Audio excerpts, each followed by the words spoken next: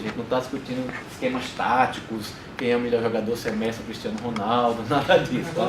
A gente tá, o Neymar, né? A gente está discutindo o quê? Política, economia e esporte. O Ronaldo é mais bonito. Há controvérsias, né? Há controvérsias, né? Tem quem gosta do Neymar.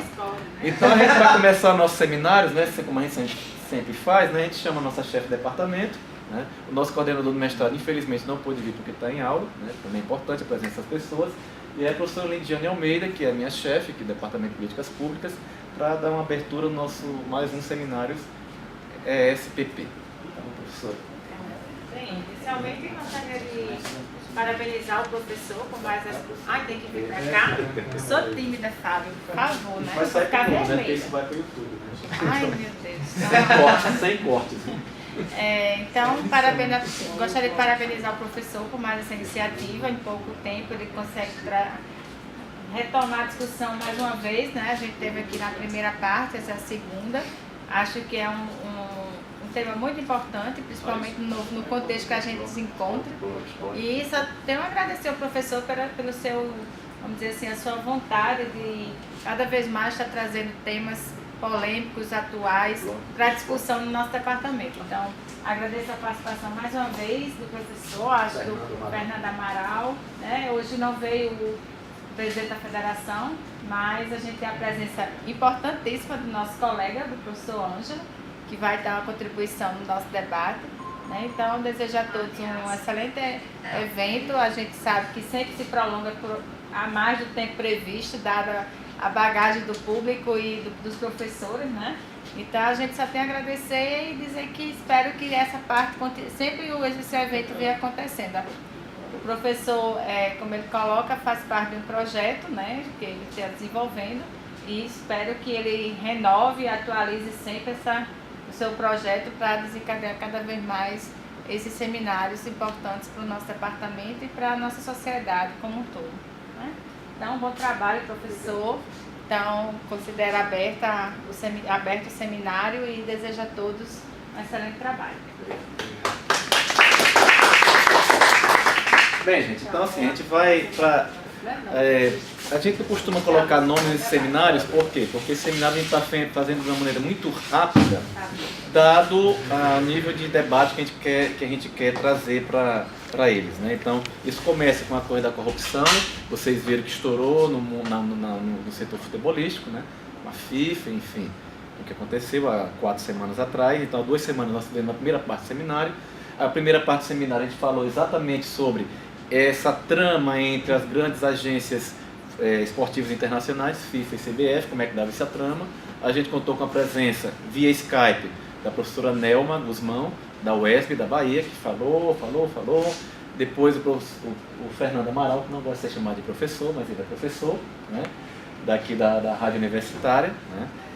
E veio também o vice-presidente da Federação Potiguar de Futebol, Orlando Caldas, né? Para o seminário de hoje, nós tínhamos já acertado a presença via Skype do professor Gilmar Mascarenhas, da UERJ, da Geografia da UERJ, né? O professor Gilmar é uma referência nacional quando se trabalha essas questões de esporte, de esporte, desenvolvimento urbano, de economia do esporte, né? Infelizmente, por motivos técnicos, né, lá na UERJ, a UERJ, a Universidade Estadual do Rio de Janeiro, está em greve, portanto, faltou condições técnicas para ele fazer a conferência via Skype, e infelizmente, por ele ter se mudado semana passada, eu estive com ele semana passada lá no Rio, ele pediu a internet na casa dele e ainda não chegou, por incrível que pareça, por mais de 10 dias, lá no Rio. Mas não tem problema, hoje a gente vai falar então com o Fernando Amaral e com o professor Ângelo Magalhães, da UFESA, né? E a gente dividiu o nosso seminário em 2 sessões, tá? A primeira sessão a gente vai falar sobre as corporações internacionais, entendendo que o futebol ele entra nessa globalização, né? Mais do que nunca está inserido nessa globalização da economia, ao meu ponto de vista, lá dos anos 80 sobretudo, final dos 70, né, Fernando? Começo dos 80, com o campeonato italiano, acho que quem dá o pontapé inicial nessa globalização mais forte da economia do esporte, do futebol.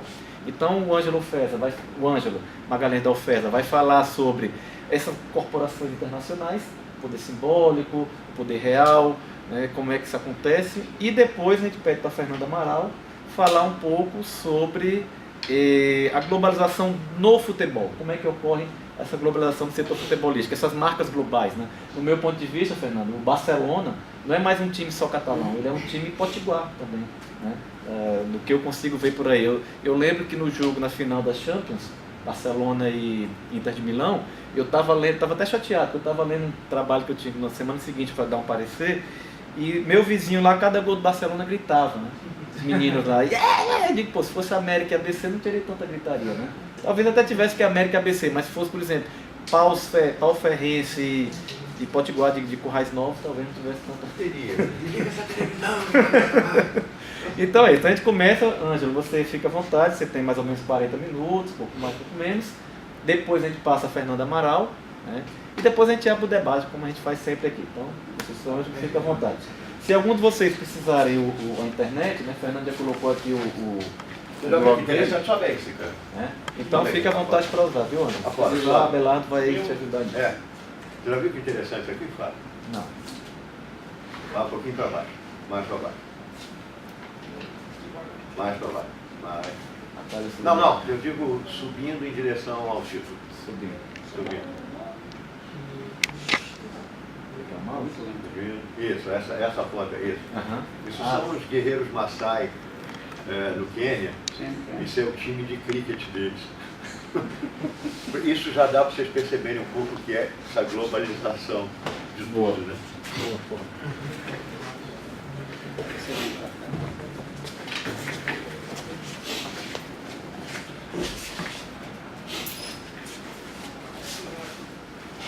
Bom, pessoal, então boa tarde a todos.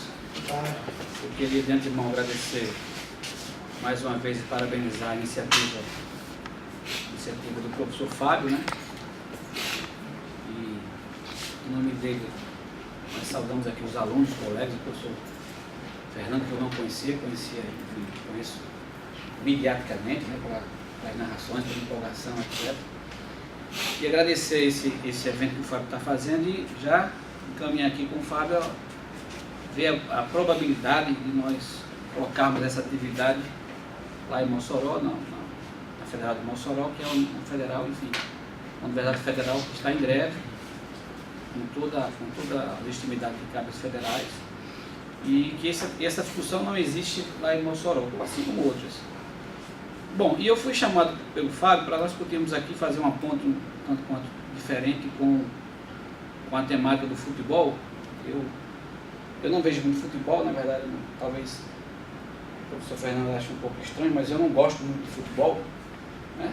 Faz parte não fui criado com a cultura de assistir futebol, etc. Mas acho e vejo que o futebol se tornou talvez uma das mercadorias mais caras do mundo, o evento futebolístico, etc. E é nesse sentido que eu vou fazer uma breve apresentação daquilo que eu venho estudando, daquilo que a gente discute nas teses, nas pesquisas, que é o capitalismo corporativo e o papel ou, digamos, as características de uma crise, vamos dizer assim, de uma característica das corporações contemporâneas, não só que envolve o futebol, mas das demais corporações. Então a minha formação em desenvolvimento econômico, e nesta área de desenvolvimento econômico eu trabalho, eu discuto um pouco organização e corporações. Veja, eu vou apresentar aqui uma leitura do que seria o lugar do futebol no mundo contemporâneo, né? Então eu vou seguir uma literatura um tanto quanto ortodoxa dessa interpretação do que seria o lugar do futebol no mundo contemporâneo, e vou partir de uma conceituação já bastante conhecida das ciências sociais. As ciências sociais já trabalharam essas conceituações, mas a conceituação que vou inserir inicialmente do futebol é numa conceituação de um mundo, de um contexto contemporâneo de mundialização das corporações. Então, aquilo que nós chamamos de futebol é indissociável na contemporaneidade de um processo que se constitui desde os anos 70 de mundialização do capital e, consequentemente, das corporações. Entendida a corporação como uma característica formal da mundialização do capital, ou seja, as corporações ou as grandes empresas, que são estritamente empresas de natureza econômica, tanto natureza simbólica, fundamentalmente política, mas as corporações que estão indissociáveis da expansão também do evento, que seja futebol, do evento esportivo como um todo, essas corporações são, na minha concepção, os atores fundamentais, talvez atores chaves para a explicação do processo de mundialização. Ou seja, o processo de mundialização do capital, que é um processo já bastante conhecido nas ciências sociais e na economia, é um processo que se alastra já desde o início do século XX, mas é um processo que, ao invés de caminhar para a mundialização de fenômenos tipicamente estatais, como a democracia, por exemplo, esse processo de mundialização do fenômeno econômico, né, elegeu um ator, definiu um ator central, que são as corporações. Então, o mundo contemporâneo, do ponto de vista socioeconômico, é inimaginável pensarmos sem o papel das corporações. Ou seja, do ponto de vista econômico, a corporação seria necessariamente um agente econômico, um agente fundamental na reprodução e na expansão de mercadoria. Mas a corporação moderna não é isso. A corporação moderna, no sentido de um autor que eu gosto muito, um autor já falecido em 2001, chamado Giovanni Arrighi. O Giovanni Arrighi diz, assim como o Fernando Brandel, diz, olha, as corporações econômicas, elas têm um traço mais político do que aquela que foi sua gênese, que é a corporação, né, a primeira grande estrutura de navegação marítima. Essa estrutura é indissociavelmente da corporação, é o Estado. Então, a corporação moderna, ela só pode ser considerada uma corporação se associar diretamente ao poder político.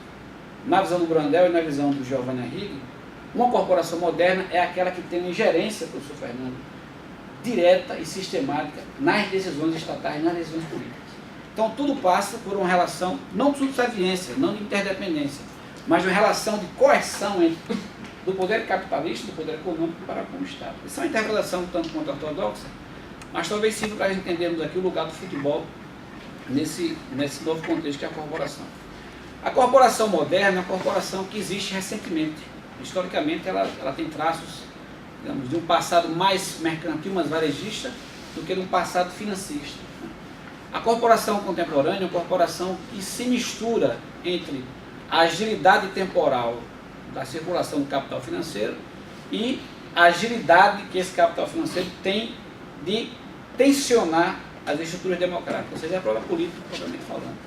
No seu passado não era assim. No seu passado, essa estrutura econômica, chamada de corporação, ela existia fundamentalmente restrita a uma certa territorialidade, sobretudo europeia, mas no final do século XIX, precisamente em 1886, essa corporação passou a ter o nome de sociedade anônima, muito mais formal do que no passado. As sociedades anônimas, as corporações não são fenômenos do capitalismo, são fenômenos romanos e gregos. Mas já no capitalismo, que é essa corporação, a forma, a empresa corporativa, ela vai ter uma característica financeira, indissociável do Estado e cada vez mais uma empresa de estratégia militar, ou seja, estratégia política. E essa corporação vai ter um poder imenso, né, de se confundir com a própria empresa norte-americana. Então, boa parte daquilo que entendemos por corporação, por aquilo que é a expansão mercantil, financeira e militar, que as corporações, do ponto de vista histórico, são indissociáveis da sua capacidade militar, se as corporações realizam guerras, né, essa corporação vai se confundir com o movimento de sua tipologia, a multinacional e a transnacional norte-americana. Então, essas corporações, nessa visão ortodoxa que eu estou apresentando aqui, elas se tornaram os atores chaves da redefinição de um mundo muito mais à sua imagem do que o mundo à imagem da política. Então, se observarmos todas as disputas econômicas, se observarmos todos os fenômenos ligados ao meio ambiente, ligados ao mercado imobiliário, ligados ao poder midiático, estará lá a corporação ou reproduzindo-se como digamos, um grande mamífero que circula todo o oceano, né, com a visão meio que metafórica de um grande mamífero que nada, né, que é pacífico, etc., ou como um grande devorador que envolve esse mesmo oceano, enfim, passa a tolher boa parte daquilo que se interessa por se fazer mercadoria. Então, a corporação, na minha concepção e nessa concepção que expresso aqui para vocês, tem uma capacidade imensa de tensionar o Estado. Ora, se essa corporação é, digamos, o centro do poder econômico, é difícil combatê-la. E é difícil combatê-la porque a lógica corporativa, na visão do Giovanni Arrighi, por exemplo, de Fernando Brandel, essa lógica corporativa da coerção, da militarização, da financiarização, da reprodução midiática de tudo aquilo que pode vir a ser sistematicamente ao longo do tempo mercadorias, essa forma, essas características são indissociáveis das políticas públicas que as mesmas reproduzem e tornam de forma sistemática aquilo que é mercadoria corporativa na mercadoria universal popular, que é o caso também do futebol. Então o futebol se torna uma mercadoria como outra qualquer, de uma capacidade imensa de coagir, de atrair cada vez mais a ideia de um evento, de celebrar o presente esportivo, porque se torna uma imensa mercadoria corporativa. Então, do ponto de vista da organização, entender o futebol como um fenômeno mundial, como se quer ser qualquer mercadoria, esse fenômeno mundial que é o futebol é indissociável, na minha concepção, do movimento, da capacidade coercitiva, da capacidade beligerante das empresas que negociam, reproduzem o futebol, não só como entretenimento, mas como mercadoria voltada sistematicamente à reprodução do fetiche. Ou seja, o fetiche é o fenômeno, dentro das ciências sociais, talvez que mais caracterize a mercadoria. Ou seja, é esse fetiche que diz que, em que medida o Barcelona se torna um time universal ao ponto de um modesto moçoroense no bairro Santo Antônio, que comprou sua TV qualquer, passa a ter uma certa identidade em função da reprodução midiática, ou da forma simulacra como aqui o evento é exposto, indissociável daquele evento que está lá no mundo europeu. Então, isto é um papel corporativo. Este papel, este lugar deste evento é indissociável da função corporativa, ou seja, é aquilo que se torna necessariamente fetiche, que é o que se reproduz internacionalmente. A reprodução internacional dos fenômenos como o futebol ou de outros fenômenos é indissociável da reprodução do próprio capital na sua forma simbólica. Então, o capital, nessa compreensão tradicional clássica, o futebol seria uma expressão do capital simbólico, ou como outros afirmam, um traço financeirizado do capital simbólico. Ou seja, então nada mais útil, nada mais, digamos, rentável do que reproduzir sistematicamente uma agenda mundial para o futebol. Uma agenda muito parecida com uma agenda produtivista, uma agenda, uma espécie de correia midiática sobre o que é o futebol. Então, o futebol é como campanha política. Não se começa uma campanha ou termina sua campanha política. No movimento de entretenimento do futebol, feito por corporações, o futebol é sempre uma mercadoria com imenso poder carismático, imenso poder simbólico. É uma capacidade imensa de se reproduzir isso, e vai partir do mito do grande jogador, no mito do grande salário, no mito da grande corporação. Ou seja, se a grande empresa é um fenômeno indissociável da vida comum, do mundo social, há um efeito em nós de que o centro da atividade esportiva é uma mercadoria em particular, que seria a mercadoria essa do futebol.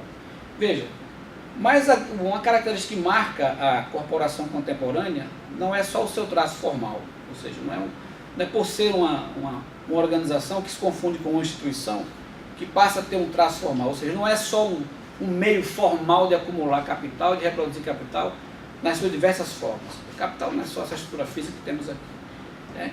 Na nossa concepção, o capital se reproduz com mais velocidade, com mais intensidade, quando adquire esse cariz mais fetichizante, que você não pode concentrar ou agregá-lo de forma muito simples em uma estrutura de explicação da economia política. Ou seja, é o futebol, uma grande mercadoria que você não consegue identificar onde começa e termina o evento futebolístico como um fenômeno da totalidade do entretenimento.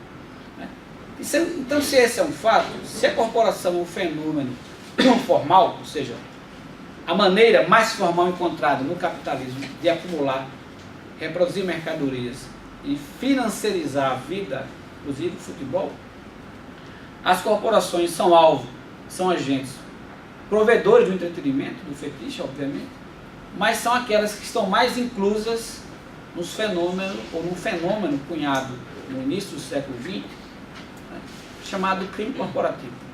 O crime corporativo é indissociável do movimento das corporações. O crime corporativo é um crime que pode ter um traço da corrupção, outros traços. O crime corporativo é um crime que, na história do desenvolvimento econômico e no papel das organizações privadas, ou seja, da própria corporação, ele é indissociável do século XVII, XVIII e do século XIX.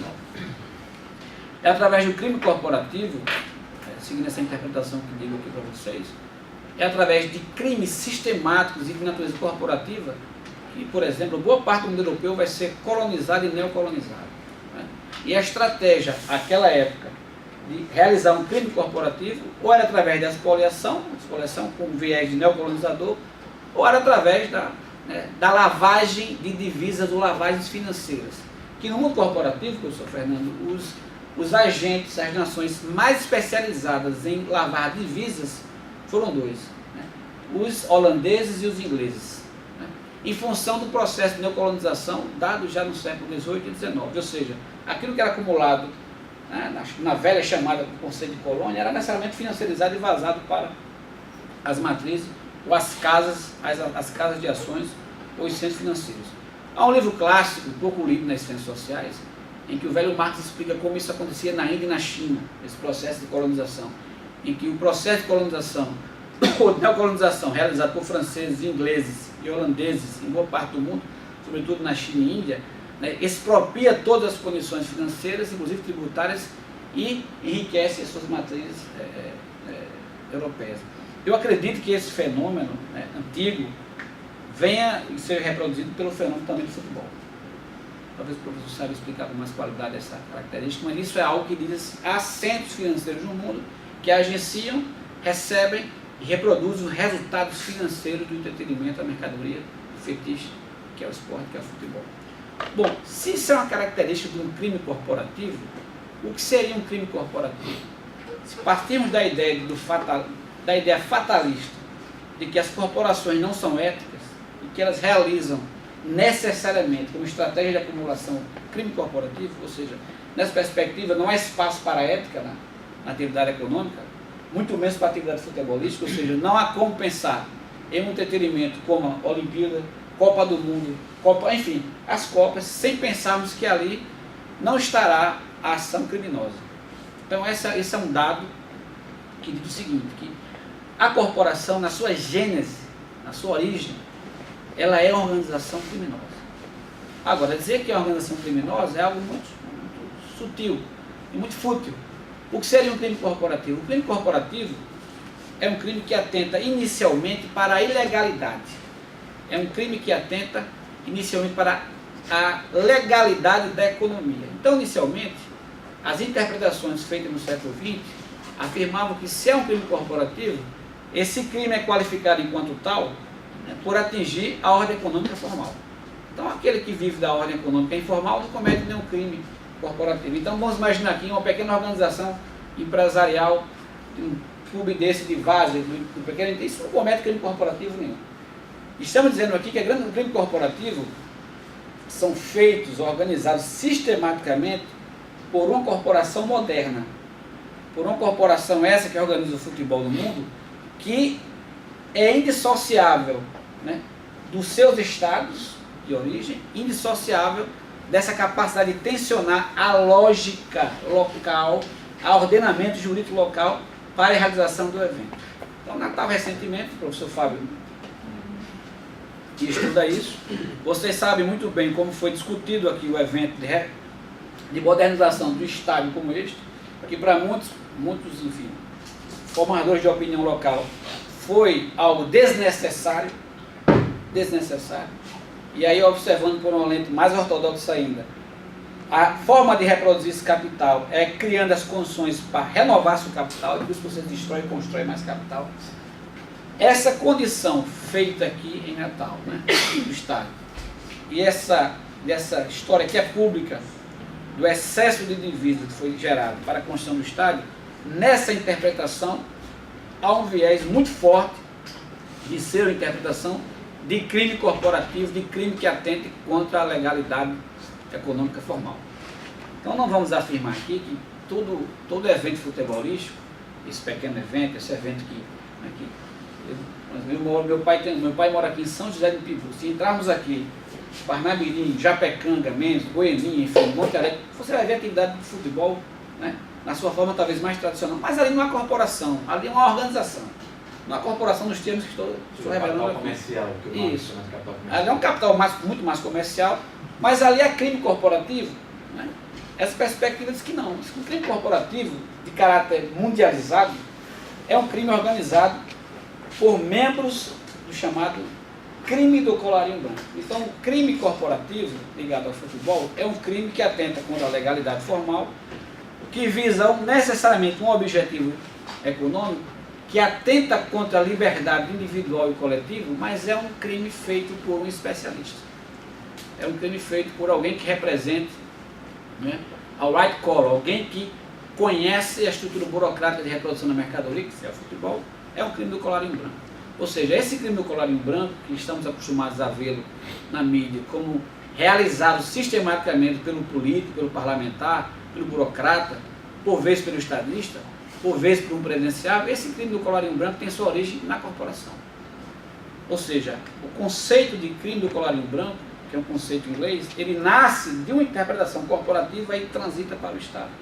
Então, se pensarmos hoje que a FIFA, vamos imaginar aqui, né, já puxando a discussão para vocês talvez possam falar, se considerarmos a FIFA como uma corporação moderna, se considerarmos a FIFA como uma corporação competitiva e moderna, ou seja, nem toda ela que é moderna é competitiva, se considerarmos a FIFA como uma organização moderna, indissociável das lógicas em que o futebol se apresenta nas regiões, nas localidades, podemos entender que a FIFA é uma corporação que tem no seu traço histórico alguma prática criminosa. Essa é a interpretação linear, quase que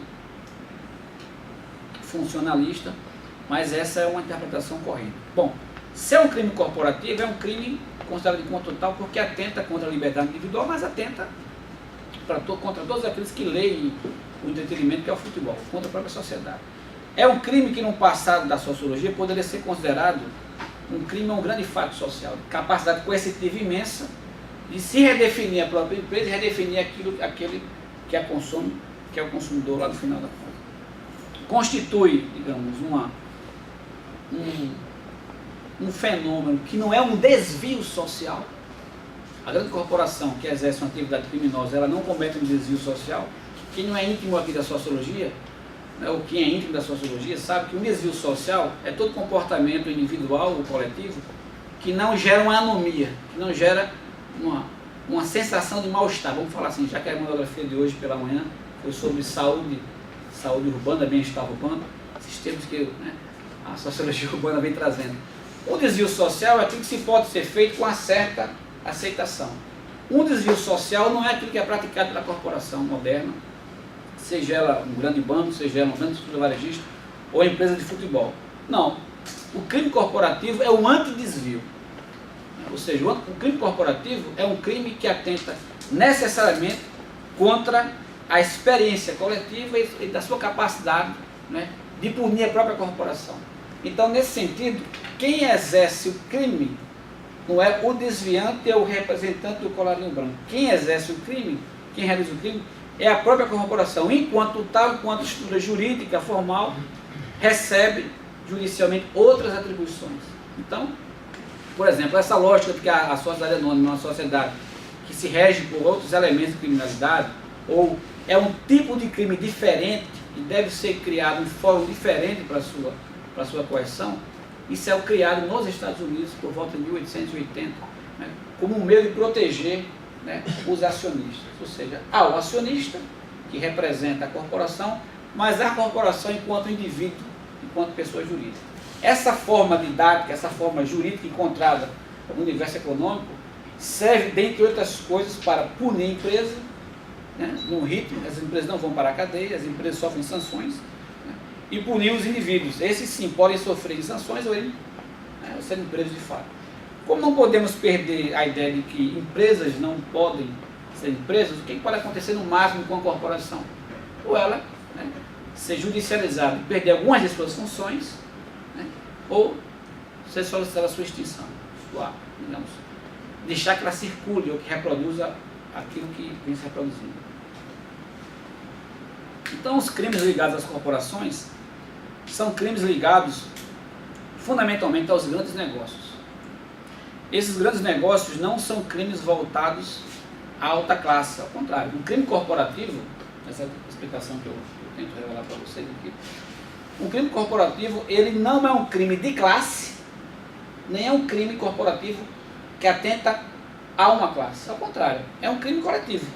Então não vamos pensar aqui, vamos imaginar que a FIFA seja uma entidade criminosa e que a FIFA irá realizar um crime contra, né, faixas de renda, né, no Brasil, no mundo europeu, na América. Ao contrário. Ou que a FIFA irá realizar uma atividade criminosa para tentar contra o indivíduo. Ao contrário, o crime corporativo é um crime de vantagem econômica para a própria corporação. Não é um crime que visa um mal-estar coletivo direcionado à classe. Nem é um crime realizado por uma classe. A corporação não pode ser vista como uma representação de classe nesses termos. Por quê? Porque o crime, ou o agente criminoso que faz parte do universo corporativo, pode ser reduzido no futebol aos cartolas. Jurei, professor, a cúpula do futebol, a um grande gestor eleito, né, e não necessariamente envolver toda a totalidade da agora com o sócio torcedor, o próprio torcedor. Ou o próprio torcedor, né? Que é digamos, talvez seja até conivente com a prática criminosa. Então veja, essa prática criminosa da corporação, seja ela do espaço do futebol, ela não é um crime de classe, nem é voltado contra a classe. Mas veja, ela também, esse crime pode ser visto como um crime que não vise necessariamente a riqueza imediata. Atenta contra, é uma vantagem econômica, mas não que gere riqueza imediata.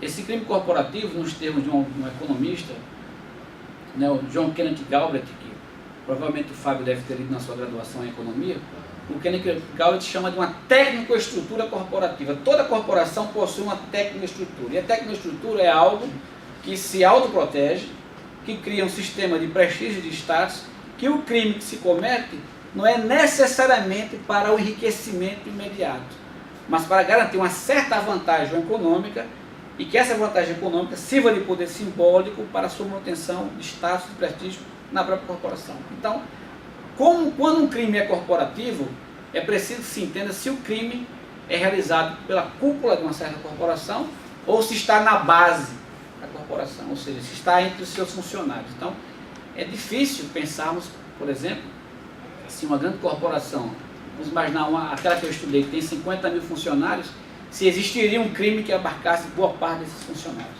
ou feito por todos os funcionários. Ao contrário, esses crimes corporativos são realizados por essa estrutura tecnocrática, né, que é um crime que não gera riqueza, mas é um crime associado diretamente à capacidade de reprodução do status, do prestígio, consequentemente, de uma elite corporativa. Essa elite corporativa é um traço, né, indissociável de toda e qualquer corporação. Seja a corporação do século XVI, na sua forma mais embrionária, que é essa que se traduz nas grandes navegações, seja na sua forma mais embrionária, que é essa atividade mercantil binária entre dois sócios que se expandem no interior europeu, na forma do grande mercador, né? Grande mercador europeu e asiático, oriental, seja na sua forma mais moderna, que é essa forma financiarizada, militarizada ou informacional. Esses crimes corporativos são crimes indissociáveis da capacidade de reproduzir internamente uma estrutura elitista, né? Bom, mas o que é que envolve ainda essa estrutura criminosa? O crime corporativo está diretamente associado à ideia de uma possível violação da confiança. Então, o crime corporativo, ele é indissociável da ideia de que, se a elite é reproduzida, essa elite não pode violar um sistema de confianças. Esse sistema de confianças é uma característica do crime do colarinho branco, um crime do white collar, é caracterizado já no século XX. Então, quando o sistema de confianças é quebrado, não há empresa ou corporação que perde, né, status ou prestígio, mas parte de seus representantes. Então, quem não está na nossa concepção, quem está em crise, não é a FIFA e não vai estar, né? A FIFA vai se reproduzir como toda corporação moderna e competitiva. Quem está em crise não é o futebol enquanto mercado efetivo. Quem está em crise é parte de uma representação que historicamente deu um ritmo, um traço a essa corporação. A tendência nas corporações modernas é o remanejamento desses quadros, né? A requalificação desses quadros, seu conteúdo, ou seja, a requalificação do sistema de confiança. Esse sistema de confiança é fundamentalmente uma estrutura política que busca legitimidade fora da corporação. Então a FIFA irá permanecer, e dificilmente vocês encontram corporações que desaparecem, né, da atividade econômica, desaparecem porque, né, um dado um seu representante caiu em descrença. Ao contrário, essas corporações têm uma capacidade imensa de se recomporem e de se reproduzirem nas suas formas mais modernas. Por quê? Porque não são corporações isoladas, não são atividades econômicas isoladas, são atividades que envolvem um sistema de associação com pequenas ou médias outras corporações. Então, não vamos confundir a ideia do crime corporativo de se reduzir, né, à atividade individual do seu representante. Ao contrário, né? Nesse sentido, o crime corporativo passa a ser um crime representado negativamente pela própria empresa e atribuído ou reduzido à ação do indivíduo, não à ação da corporação como um todo. Isso é muito comum e não há nada de novo nisso. Bom, agora, qual é a consequência, digamos, para o universo corporativo, se entendemos que o crime corporativo é uma característica indissociável do avanço dessas organizações modernas? Primeiro, o crime corporativo ele traz consigo uma capacidade imensa de deturpação dos valores, ou seja, uma deturpação da capacidade de ter, no mundo econômico, atividades ou agentes éticos. Então, o que é que está em jogo no futebol? O que é que está em jogo aí na atividade esportiva? A capacidade do entretenimento dessa mercadoria ser reproduzida com algum valor ético, com algum valor simbólico que seja capaz de agregar, digamos, cada vez mais fetiche e que se possa ser consumida sem nenhum problema valorativo. Então, vamos imaginar, né, há 10 anos atrás, né, bom, há menos do que isso, nós não consumimos esses sistemas de lutas agora, né, que lembram um pouco, digamos, das lutas mais antigas nossas, né? Esses MMA, né? Esse deve ser. Essas atividades esportivas eram atividades consideradas antiéticas. Ora, a ética na atividade esportiva, a ética na atividade econômica, que é indissociável da atividade esportiva, essa nova interpretação sobre como deve ser o esporte, como deve ser tratado o doping, né? O fenômeno do futebol, que é um fenômeno bem interessante, que é o fenômeno do gato, né? De burlar a idade. Todos esses fenômenos, o xingamento, o bullying, a prática de racismo, como atentar contra o jogador, o velho carrinho, que era uma prática antiética no futebol, todas essas características que envolvem a atividade esportiva, elas vêm sendo revistas porque a atividade econômica, enquanto tal, representada por essa forma de acumular, que é a corporação, ela busca representar isso da melhor forma possível, ou seja, busca representar o valor, a ética. E o crime corporativo é exatamente a antiética, é a etologia disso tudo, ou seja, uma atividade esportiva em que não exista ética, não existe atividade mínimo de regras, né? Vamos imaginar a atividade, o esporte como o boxe. O boxe é fantástico porque o boxe ali há quase que um desfile de dois homens, né? Que estão, enfim, mas há uma estética da ética em torno daquilo. Há o cumprimento, há poucos esportes hoje que você encontra, sim, isso aí, mas há muito mais incidência no passado de brigas depois do final do jogo, da atividade esportiva, do que ressentimento. Então, vem exigir do representante do futebol, do jogador, da própria empresa, um outro tipo de comportamento moral e ético. Ora, isso é fundamental na interpretação de que, né, o entretenimento, a mercadoria de futebol, nada mais é do que um capital simbólico e é indissociável de uma corporação ética. Então, o Brasil, que se abala por pouquíssimas coisas, quando, né, a FIFA caiu na malha fina, né, eu como estou na malha fina da Receita Federal, não me sinto tão abalado. Mas talvez um dirigente da FIFA se sinta bem mais. Né? Ora, quando uma corporação dessa cai em uma certa descrença, ora, nada mais do que recorrer a outra corporação para, né, reanimar a sua capacidade fetichizante. Recorre-se à mídia. A mídia vai refazer, conjuntamente com alguma declaração ou outra, e rever o lugar da corporação.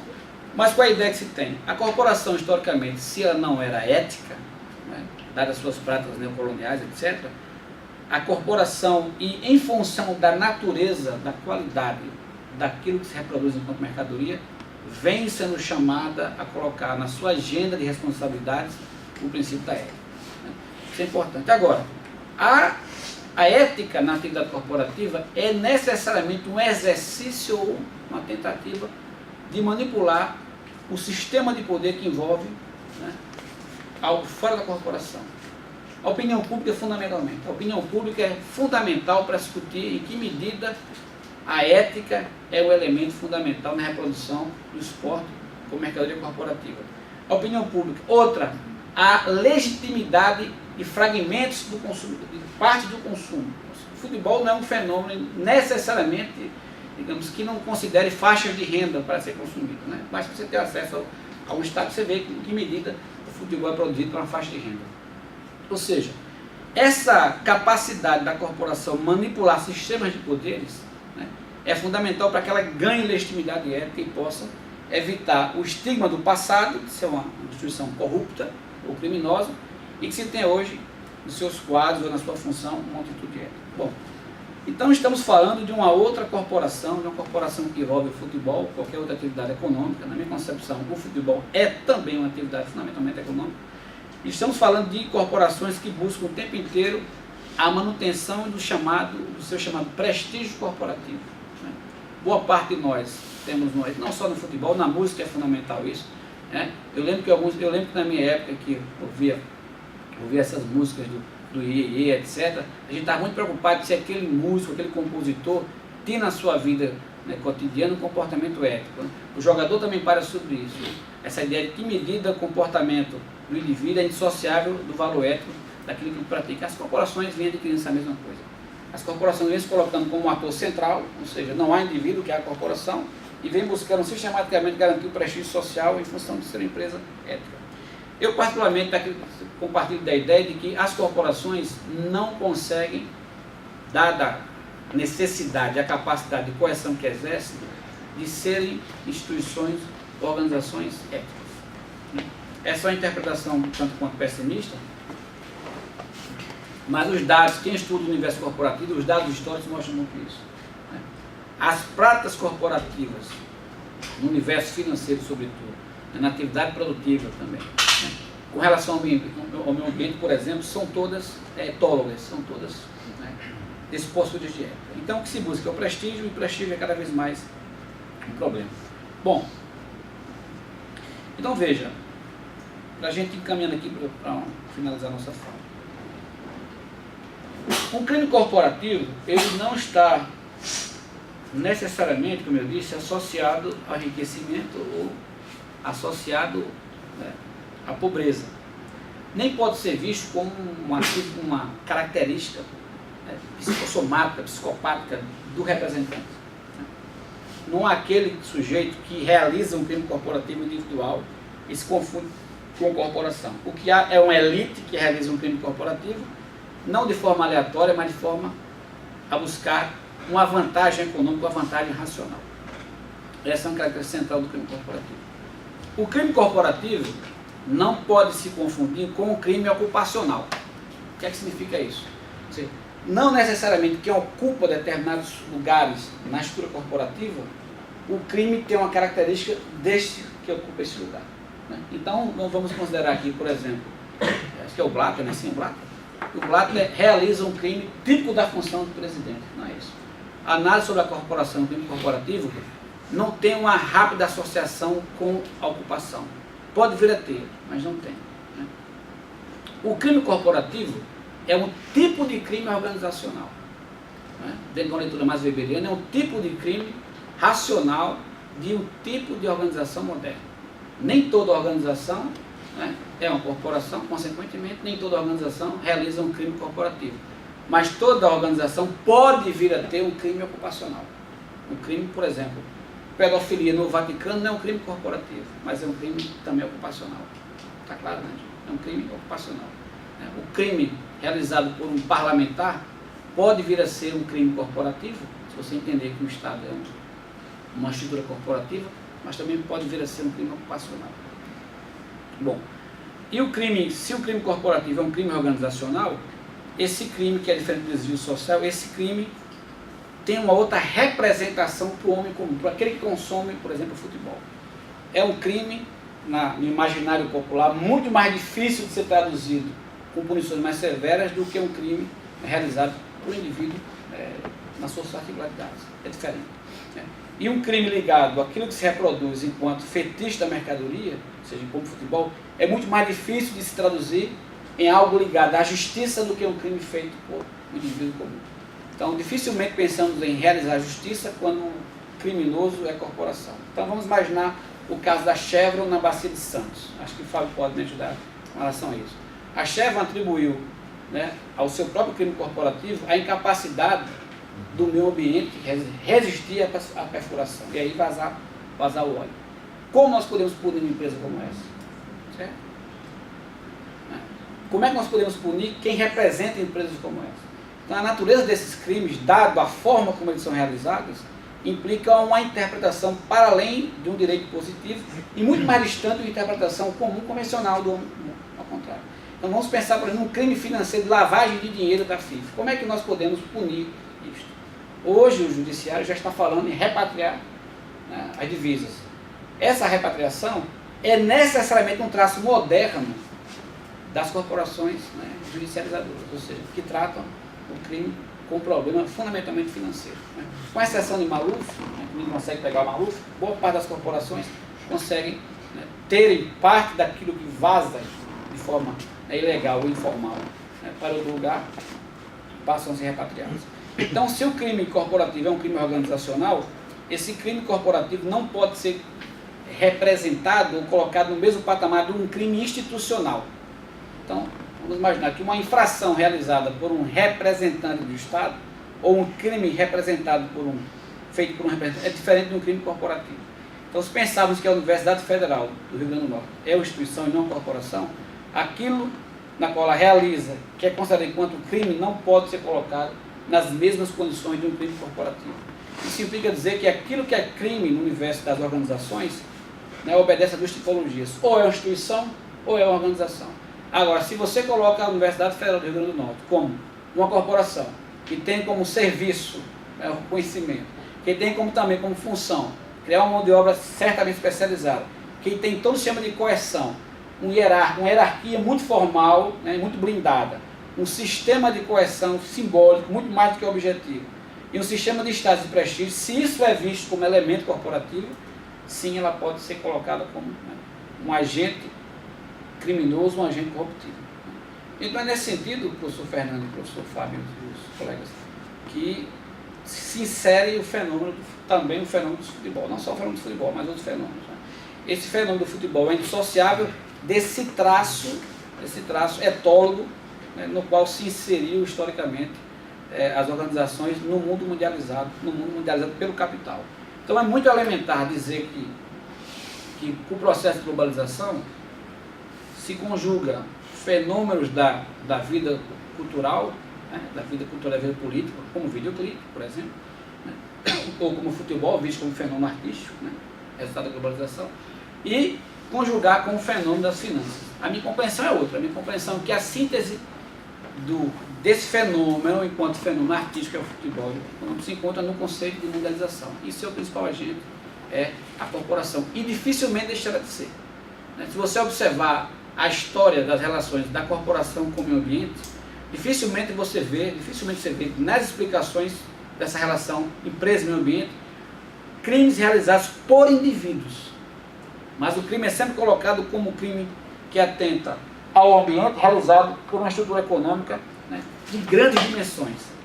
Ao mesmo tempo de uma grande dimensão, capaz de tornar, né, dar um traço urbano corporativo e dar um traço corporativo a fenômenos que não são corporativos, como a religião, por exemplo, ou o culto religioso, por exemplo, ou a atividade política, como é a campanha política, dá um traço corporativo.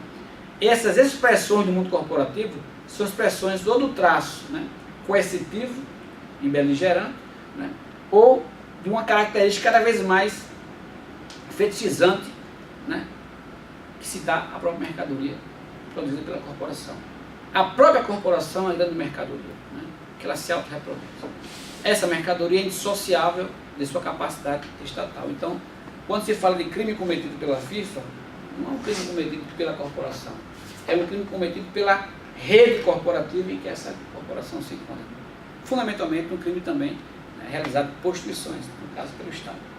Então, essas são as breves considerações que eu faço aqui, né, para abrir esse